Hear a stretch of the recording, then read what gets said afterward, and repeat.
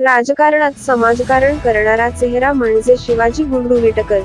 जनतेचा विश्वास, गोरगरिबांसाठीची बांधिलकी आणि निष्ठेने केलेली सामाजिक सेवा यामुळे शिवाजी गुंडू विटकर हे जामखेड नगर परिषद निवडणुकीत एक प्रभावी, जनाधार असलेले आणि प्रामाणिक व एकनिष्ठेने काम करणारे उमेदवार म्हणून पुढे येत आहेत.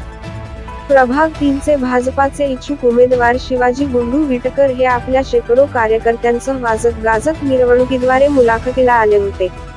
त्यांनी काढलेल्या भव्य दिव्य रॅलीने जामखेडकरांचे लक्ष वेधले.